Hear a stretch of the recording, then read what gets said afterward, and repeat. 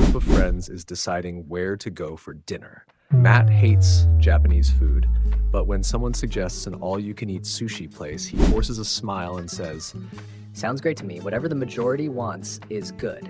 He spends the whole night pushing a piece of grilled salmon around his plate, angry at himself for not saying anything, and angry at his friends for not magically guessing his preference. He paid a lot for a night he hated just to keep a piece that only exists in his head. He thinks that by being so flexible, people will value him. In reality, they don't even remember he was there. Jake, in the same situation, listens to the suggestions. When they mention sushi, he's direct. Man, I'm not really in the mood for Japanese tonight. I was thinking more of a burger. But if most of you are going, you guys go ahead and we can meet up for a drink later. No drama, no resentment. He doesn't attack others' ideas, but he also doesn't cancel out his own desires. The result? The group either reconsiders or respects his decision. Jake doesn't outsource his happiness. He's not afraid of being left out, and that's exactly why people want him around. If you saw yourself in the mirror when I described Matt, pay close attention because your life has become a joke, and you're the only one who doesn't get it. You've been programmed with one of the biggest lies told to men, that being a nice guy is the path to success. This people-pleasing mentality has turned you into a weak, passive, and honestly pathetic man. You avoid conflict like the plague because deep down, you have a terrifying fear of someone not liking you. You believe it's a virtue to put others' needs before your own, but that's not nobility. It's a complete lack of self-worth, a nullification of your own value as a man. You become a chameleon, changing your colors and opinions to fit into any environment, completely losing track of who you really are, all in exchange for a crumb of external approval. This sick need for validation makes you predictable and ridiculously easy to manipulate. People know they can push you around because you'll never push back. You live trapped in covert contracts and give, secretly expecting something in return, but since you never communicate your expectations, you end up feeling frustrated and betrayed. This accumulated resentment doesn't just disappear. It leaks out in your passive aggressiveness, in your sarcastic jokes, in your lack of energy, and in your inability to truly connect with anyone. You ask yourself why women seem attracted to jerks. It's not that they want a jerk, it's that they despise weakness. And a man who doesn't respect himself, who doesn't set his boundaries, and who lives to please others, inspires nothing but pity. The confidence you're looking for doesn't come from being nice, it comes from competence and self-respect. It's time for you to understand that the path you're on is a direct road to mediocrity and loneliness. Before I continue, if you're really committed to changing, I want you to do one thing. Go down to the comments right now and write, "I will improve." This isn't for me, it's for you. It's a contract you sign with yourself, a declaration of war against your weaker version. If you can't even do that, you can close the video because you've lost and you prefer to stay that way. Now, let's shatter the illusion you've built to feel comfortable in your mediocrity. You probably think your problem is being too nice in a world that doesn't appreciate you. You convince yourself that women are the problem, that they don't know what they want, that they prefer guys who treat them badly. You cast yourself in the role of the victim, the misunderstood martyr of kindness. Let me tell you the truth that no one has had the guts to say to your face. Your problem isn't being nice. Your problem is that your niceness is a sham. It's a cowardly mask you wear to hide your paralyzing fear of rejection and conflict. Your kindness isn't genuine, it's a currency. You're not good, you're dishonest. You hide your real opinions, suppress what you feel, and say exactly what you think others want to hear, all in exchange for a crumb of approval. That's not being a man of value, it's being a weak and passive-aggressive manipulator. You don't build relationships, you try to buy people with favors and a fabricated personality, hoping they'll pay you back with the love and respect you can't give yourself. But life isn't an emotional marketplace. People, and especially women, have a biological radar for detecting inauthenticity. They don't see you as a safe harbor. They see you as a vacuum, a man without substance, without a backbone, someone who would change his opinion at the first sign of disapproval. And no one can trust or respect someone who clearly doesn't trust or respect himself. Think of it like you're a salesman. The failed salesman is the one who, in desperation, lowers the price, offers 1,000 discounts, and practically begs the customer to buy. The customer doesn't see the value of the product. He only sees the salesman's desperation and loses all respect. The elite salesman, on the other hand, believes in the value of what he's selling. He has posture. He's not afraid of losing the sale because he knows his product is good.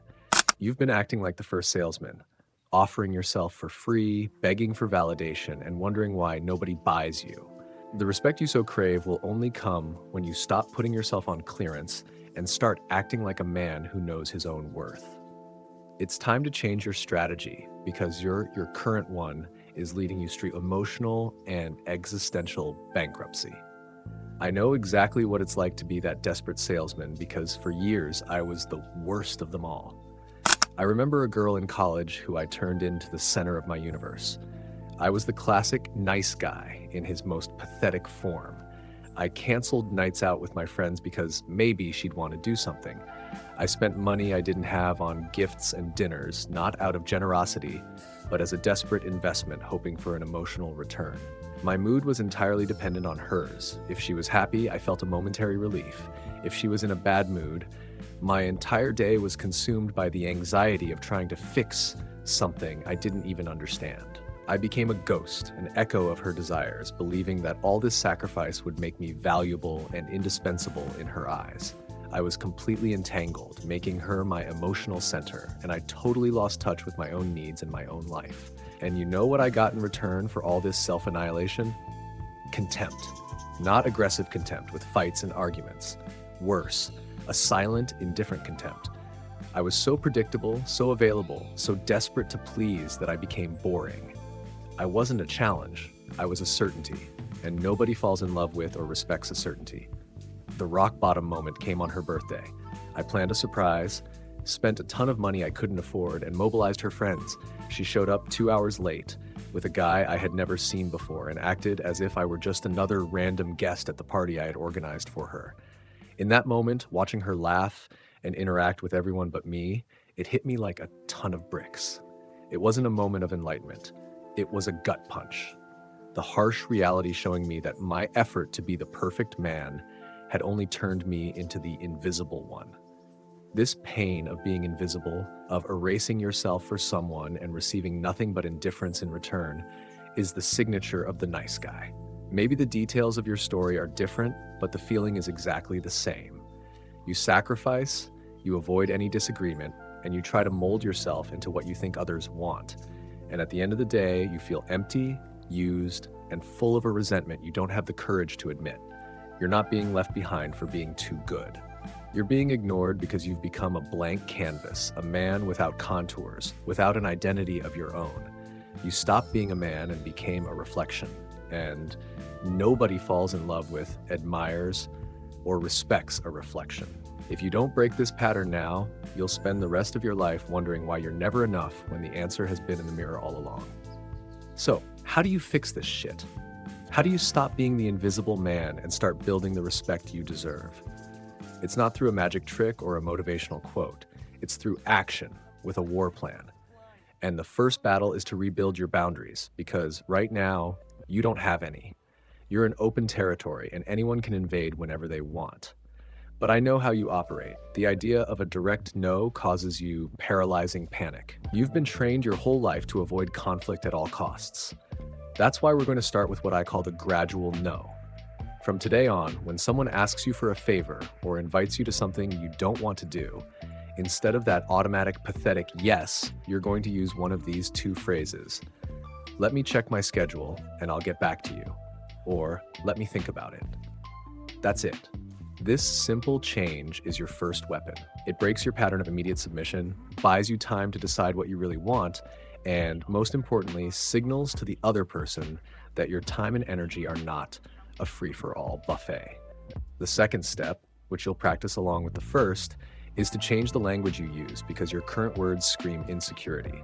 You live your life asking for permission to exist. Can I call you?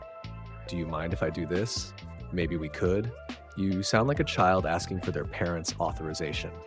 A man who respects himself doesn't ask for permission to have desires or to make decisions. He states his intentions. Instead of, can I call you? You say, I'll call you later. Instead of, do you mind if, you state, I'm going to do this. This isn't about being arrogant or authoritarian. It's about shifting your internal posture from someone who needs external validation for every move to someone who is in command of his own life. Your words are a direct reflection of your self-image. If you talk like a man who values himself, people will instinctively start to treat you like one. These two tactics, the gradual no and the language of value, are based on one fundamental principle you need to tattoo on your brain. You have to make your needs a priority. Your whole life you've believed it's a virtue to put everyone else first. This is the core programming of the nice guy, and it's the root of your weakness. Putting your needs first isn't selfishness. It's the definition of being a functional and autonomous adult.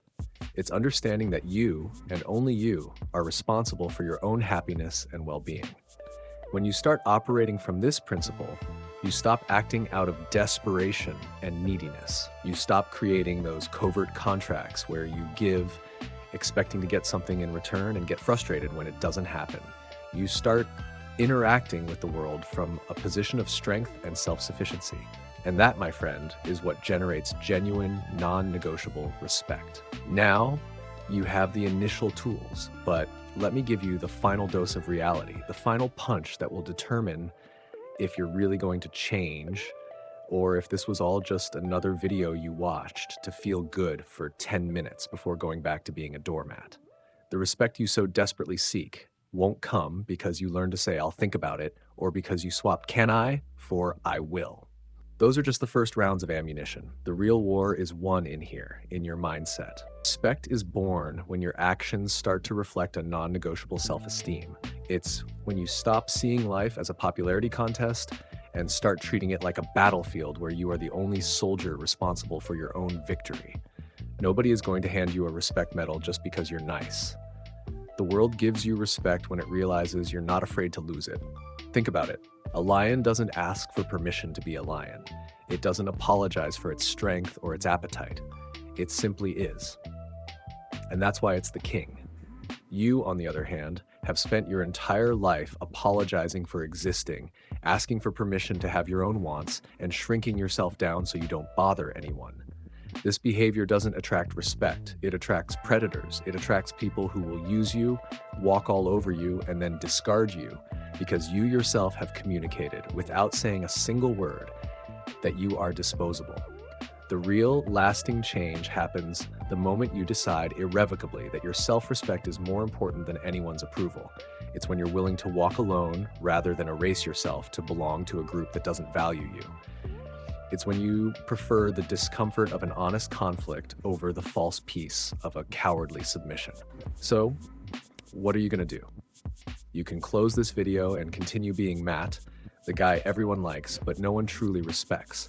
The guy who lives a life of silent frustration, always waiting for the world to recognize his value while he treats himself like trash. Or you can make a decision, right here, right now. The decision to start being Jake. Not for others, but for yourself. The decision to build, brick by brick, a backbone, to turn your fear into fuel and your passivity into action. The choice is yours, but understand that time is running out, and every day you spend in nice guy mode is another nail in the coffin of your masculinity. The world doesn't need another nice guy. It needs real men with boundaries, with purpose, and with a self-respect that is not for sale. If this video was a punch to the face, good. That was the intention. If it made any sense to you, subscribe to the channel, leave a like, and share it with that friend of yours who also needs to wake up. Your journey is just beginning, and to help you with the next step, watch the video that's appearing on the screen now. I'll see you in the next one.